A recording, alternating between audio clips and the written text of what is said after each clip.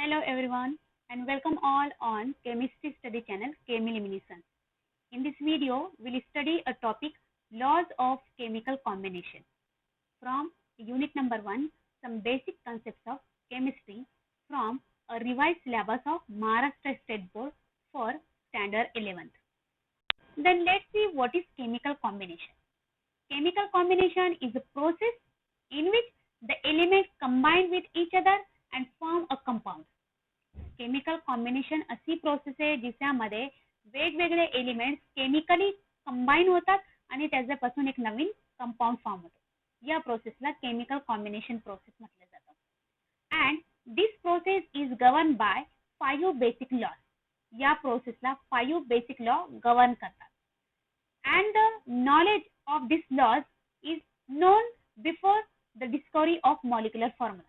म्हणजे molecular formula हे काय आहे हे याची डिस्कवरी होण्याचे पूर्वीपासून हे 5 बेसिक लॉज माहित होते. तर ते 5 लॉज कोणकोणते आहे ते आपण बघूया. फर्स्ट लॉ आहे law of conservation of mass. Second आहे law of definite proportions. Third one law of multiple proportion. Fourth आहे Gay Lussac's law of gaseous volume and fifth law आहे ॲव्होगाड्रोस लॉ. ड्यू टू कोविड-19 ये जो first 3 laws है that is law of conservation of mass, law of definite proportion and law of multiple proportion is deleted and non-evaluation portion for academic year 2020 and 21. तरी आपण हे जे lodge आहे यांचा स्टडी करणार आहोत because it helps to us to get a knowledge regarding the chemist. हे आपल्याला कुठे ना कुठे यूज होणार आहे म्हणून आपण यांचा स्टडी करणार आहोत. Let's study first law, law of conservation of mass. This law was proposed by Antony Lavoisier, a French scientist known as father of modern chemistry. यांचा लाईफ स्पॅन दिलाय 1743 to 1794. इथं वर्ड आलाय कॉन्झर्वेशन. कॉन्झर्वेशन म्हणजे संवर्धन. संवर्धन म्हणजे जे आहे त्याला ॲज इट इज ठेवणं. कसला कॉन्झर्वेशन तर कॉन्झर्वेशन ऑफ मास. मग कुणाचा मास आपल्याला माहिती आहे हे जे लॉज आहे हे लॉज केमिकल कॉम्बिनेशनची जी प्रोसेस आहे त्याला गव्हर्न करतात. आणि केमिकल कॉम्बिनेशन प्रोसेस मध्ये काय होतं एलिमेंट्स कंबाईन होतात आणि कंपाऊंड फॉर्म होतं. म्हणजे जे कंपाऊंड आहे त्यांच्या मासेसचं conservation. Let's see the statement of this law. ज्याच्यामुळे आपल्याला आणखीन समजेल ऍक्च्युली हा लॉ काय स्टेट करतो. This law state mass is neither created nor destroyed during chemical combination of matter. हा लॉ स्टेट करतो केमिकल कॉम्बिनेशन ऑफ मॅटर जेव्हा होत असते त्या प्रोसेसमध्ये मास हा क्रिएट ही होत नाही आणि डिस्ट्रॉय ही होत नाही. क्रिएट होत नाही म्हणजे त्यामध्ये काही नवीन मास तयार होत नाही आणि डिस्ट्रॉय होत नाही म्हणजे जो मास आहे त्यामध्ये कोणतीही कमतरता येत नाही. इनिशियली जेवढा मास आहे ॲट दी एंड तेवढाच मास आपल्याला मिळून जातो. मग इनिशियली कोण असतो केमिकल कॉम्बिनेशन मध्ये तर जे इनिशियली जे कंपाऊंड्स असतात त्यांना रिॲक्टंट म्हटलं जातं आणि त्यांच्यापासून प्रोसेस होऊन जे तयार केलं जातं त्यांना प्रोडक्ट म्हटलं जातं. म्हणजे रिॲक्टंटचा जो मास आहे आणि प्रोडक्टचा जो मास आहे तो सेम असतो. तर त्यावरून आपण सांगू शकतो according to this law the total mass of reactant is equal to the total mass of the product. Equation मध्ये लिहायचं असेल तर आपण शॉर्ट मध्ये त्याला असं लिहू शकतो total mass of reactant is equal to total mass of product. आता हे स्टेटमेंट मध्ये झालंय. एक्झाम्पल घेऊन बघूया इज इट करेक्ट आहे की नाही. तर example consider the reaction for burning of carbon to form carbon dioxide. Carbon पासून कार्बन डायऑक्साईड बनवण्याची प्रोसेस आहे. आता कार्बन पासून कार्बन डायऑक्साईड बनवण्याची जी प्रोसेस आहे दॅट इज बाय बर्निंग. आणि बर्निंग साठी आपल्याला माहिती आहे कसली गरज असते तर ऑक्सिजनची. तर आपण याला असं लिहू शकतो carbon plus oxygen it form carbon dioxide.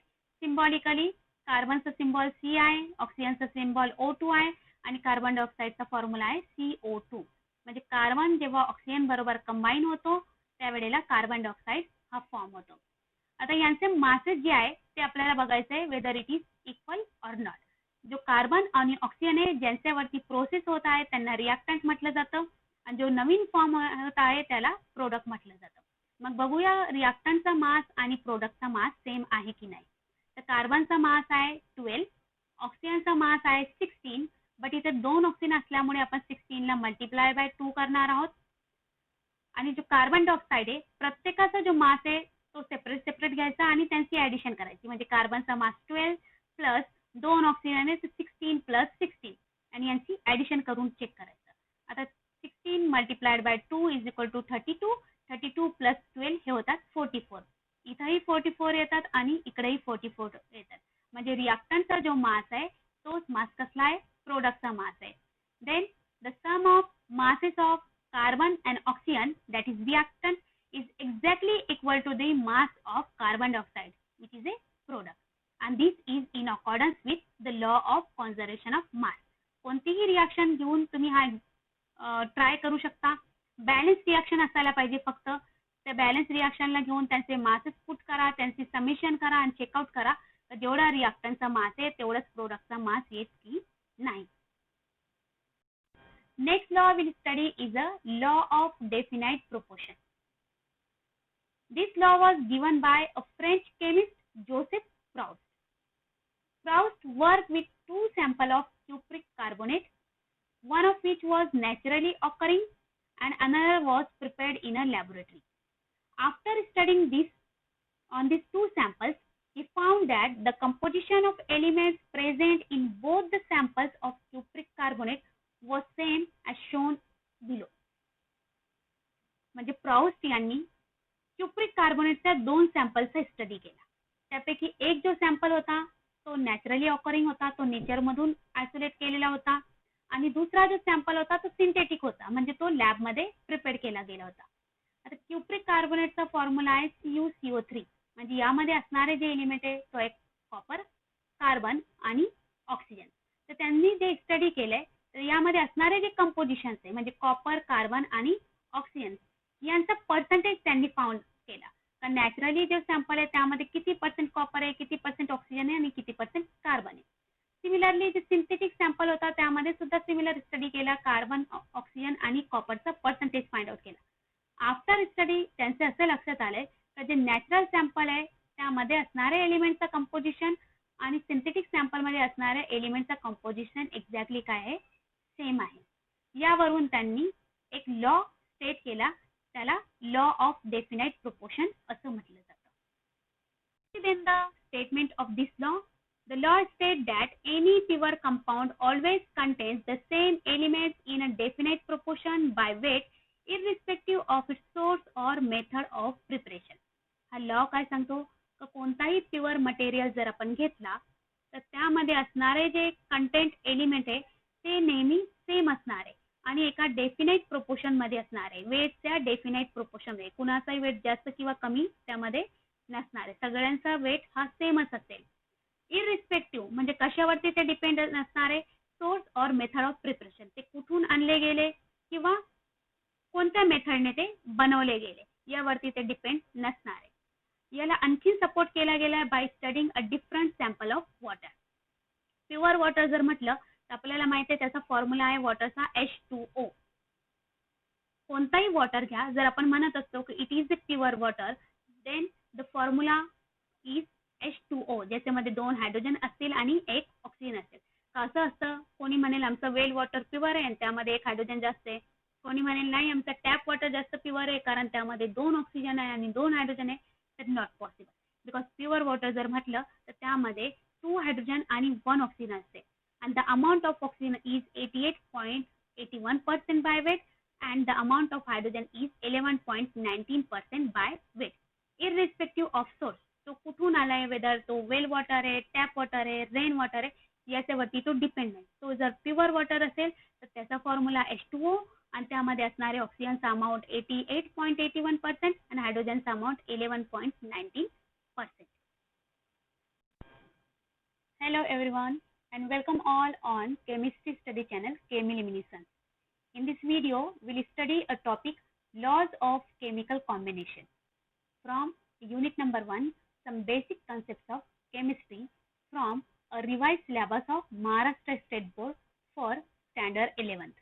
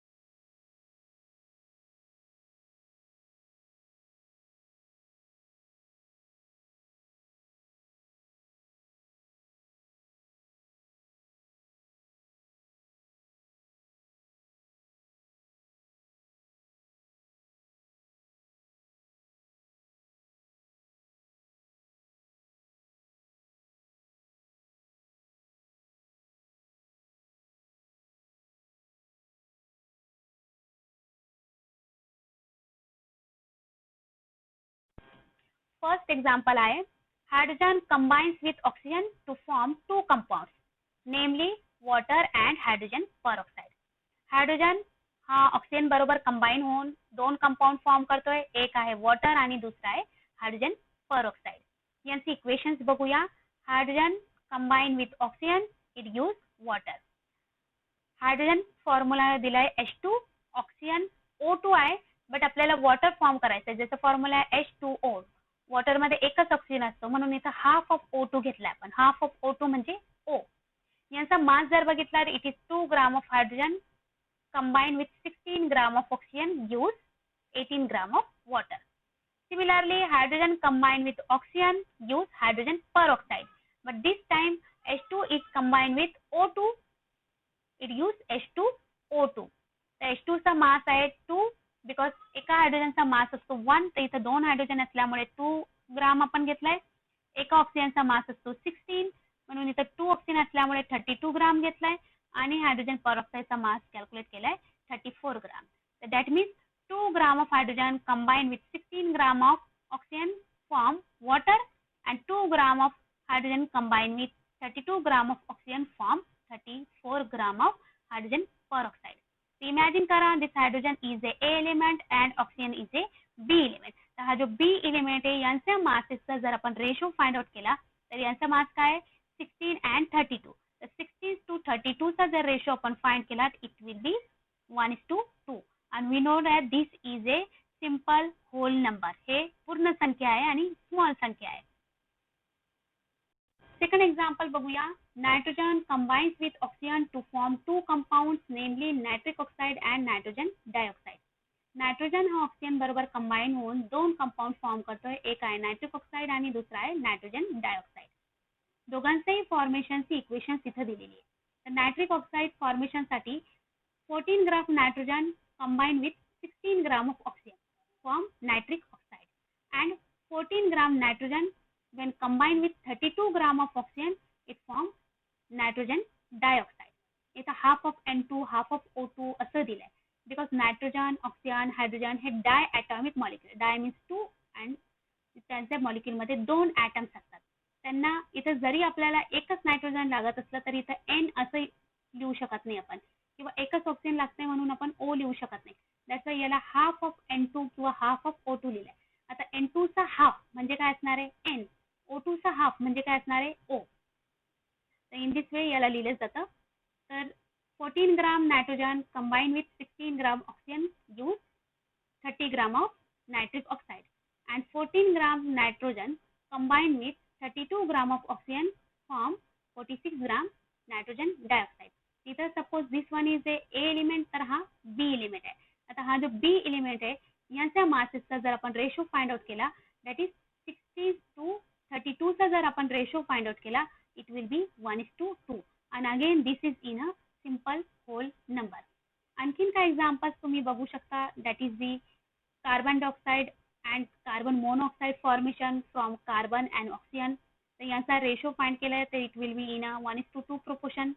Sulfur dioxide and sulfur trioxide which are formed from sulfur and oxygen, that is chemical combination of sulfur and oxygen. यांचा रेशो फाइंड केला तर it is in a 2:3 proportion. तर या वे मध्ये तुम्ही वेगवेगळे compounds घेऊन हे फाइंड आउट करू शकता. तर always you will find that the ratio will be in a simple whole number. Don't forget to like, share and subscribe. Thank you.